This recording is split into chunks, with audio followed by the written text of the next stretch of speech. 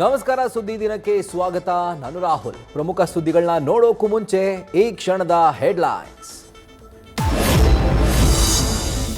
BJP ಟೀಕಿಸುವ ಭರದಲ್ಲಿ ಪ್ರತ್ಯೇಕ ರಾಷ್ಟ್ರದ ಮಾತಾಡಿ ಪೇಚಿಗೆ ಸಿಲುಕಿದ ಸಂಸದ ಡಿಕೆ ಸುರೇಶ್. ಸಂಸತ್ನ ಅಧಿವೇಶನದಲ್ಲೂ ಸದ್ದು. ಕಾಂಗ್ರೆಸ್ ಕ್ಷಮೆಯಾಚನೆಗೆ ಬಿಜೆಪಿ ಆಗ್ರಹ. ದೇಶ ಇಬ್ಬಾಗಿಸುವ ಮಾತಾಡಿದ್ರೆ ಸಹಿಸಲ್ಲವೆಂದು ಸುರೇಶ್ ವಿರುದ್ಧ ಮಲ್ಲಿಕಾರ್ಜುನ ಖರ್ಗೆ ಕಿಡಿ.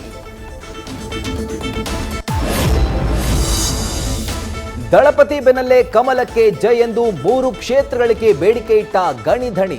ಬಳ್ಳಾರಿ, ಕೊಪ್ಪಳ, ಚಿತ್ರದುರ್ಗದಲ್ಲಿ ಕೆಆರ್ಪಿಪಿ ವ್ಯೂಹ. ಗೋವಾದಲ್ಲಿ ಕಮಲದಳ ಮೈತ್ರಿ ಯಶಸ್ಸಿಗೆ ನಿಖಿಲ್ ರಣತಂತ್ರ.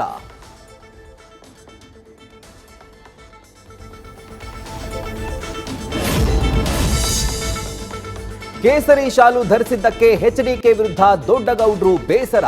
ಕೇಸರಿ ಶಾಲು ಹಾಕದೆ ನಮ್ಮ ಶಾಲು ಹಾಕಬೇಕಿತ್ತೆಂದ ಮಾಜಿ ಪ್ರಧಾನಿ. ಜೆಡಿಎಸ್ ಜಾತ್ಯತೀತತೆ ಕುಸಿದು ಹೋಗಿದೆ ಎಂದ ಡಿಕೆ.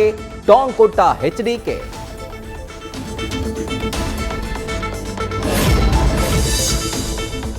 ಚುನಾವಣೆಯಲ್ಲಿ ಬಿಜೆಪಿ ಈ ಬಾರಿ 400 ಸೀಟ್ಗಳನ್ನ ದಾಟಲಿದೆ.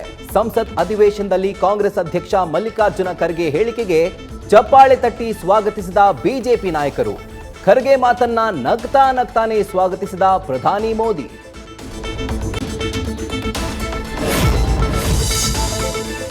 ತಮಿಳುನಾಡಿನಲ್ಲಿ ನಟ ದಳಪತಿ ವಿಜಯ್ ಸಂಚಲನ. ರಾಜಕೀಯ ರಂಗಕ್ಕೆ ಧುಮುಕಿ ತಮಿಳಗ ವೆಟ್ರಿ ಕಳಗಂ ಎಂಬ ಹೊಸ ಪಕ್ಷ ಘೋಷಣೆ.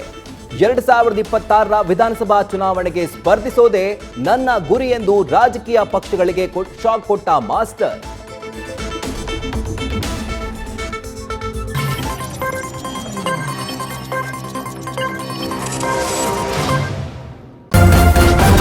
ನ್ಯೂಸ್ ಫಸ್ಟ್, ನಿರ್ಭೀತಿಯಿಂದ ನಿಮ್ಮ ಪರವಾಗಿ.